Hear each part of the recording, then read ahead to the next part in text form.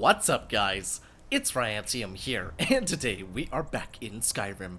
That's right, you guys, and no snap. Is it gonna be an awesome freaking day? So guys, welcome back, and happy Thursday. So out of all the mods you voted for on last week's episode, this is the one that won. But don't forget, down there in the comment section, vote 1, 2, or 3 on which mod you want to see next Thursday. So without further ado, let's get into it. So, the MATY'S Mithril Armor. I was taking a look at this on Bethesda.net, and the picture on the thumbnail doesn't do it justice. It doesn't do it enough justice, honestly, because this armor is beautiful. Holy shit, it's pretty. Now, this armor requires you to have the glass smithing perk, but it can be found inside of any forge under the miscellaneous section. Now, those of you playing as both males and females will be delighted to know that it is compatible for both males and females. Now, the armor has about the same stats as dragon scale armor, which is kind of a nifty feature. Now, if we go ahead and take off the God ring right here, go right here, we can take a look at the light armor stats that we have with the Mithril Armor, because it is indeed Mithril, or it's light armor, but it gives off the appearance of being quite heavy armor. Now, the Mithril Armor, like it says, it has the same stats, about the same stats as dragon scale armor. So we have 48 armor and 1500 value for the chest piece. We have 13 armor and 500 value for the boots. We have 2 armor and 500 value for the cape. That's an expensive ass cape.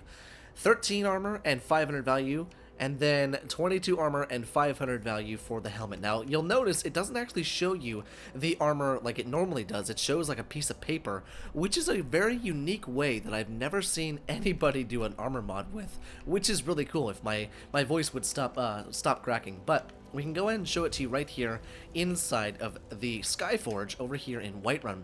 If you go ahead and come all the way down to miscellaneous, it's one of the first ones there. So there you go. And it only costs, let's see, 2 gold ingots, 4 quicksilver ingots, 1 leather, 3 leather strips, and 2 silver ingots. Now that's a little bit expensive, but you gotta remember, you're making mithril. You're not making any little bitches armor, you know? You're not making any little bitches armor. This is the mithril. Now let's go ahead and check out whether or not we can actually temper it. Where's the workbench again?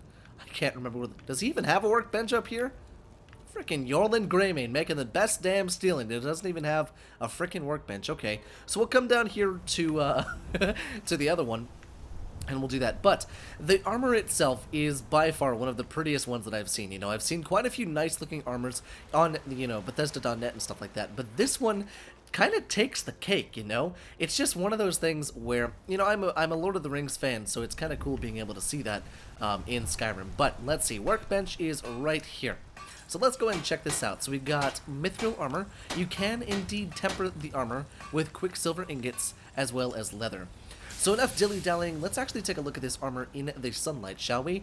Now, the armor itself, like I said, is beautiful. The ornateness and the, you know, the textures done within the entire armor, they're really well done.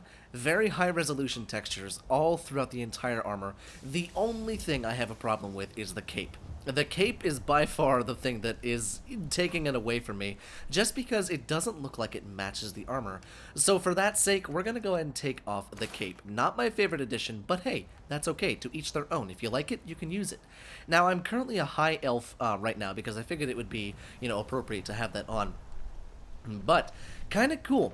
So let's go ahead and see if we can get a different angle of the boots down there. You can kind of see how high resolution the textures are, and look at the chainmail. So if you guys remember, one of the last armors we looked at, the AC Crusader armor, the chainmail in the crotch area was a little bit stretched, but this time I actually don't even have a crotch. You can see straight through them. Where my gonads should be, you can't really see anything, so maybe it's not as flawless as I was expecting.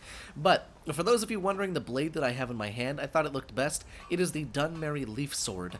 You can actually check out a mod showcase. I'll put it up there in the top right-hand corner for you to check out and view it for your viewing pleasure.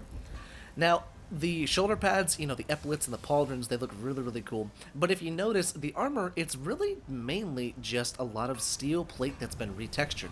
But if you take a look at the helmet actually looks very reminiscent of the old Legionnaire helmet from Oblivion, which is really cool. Like, if you look at the front cover of Oblivion, if you didn't get the Game of the Year edition, you would notice that the helmets kind of look similar. They have a similar shape, with the Legate helmet being a little bit bulkier and a little bit heavier.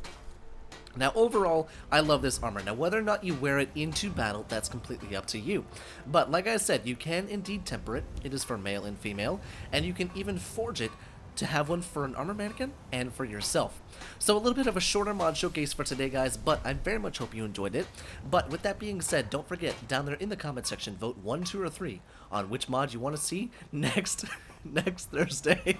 I'm sorry. And guys, I will see you in the next video.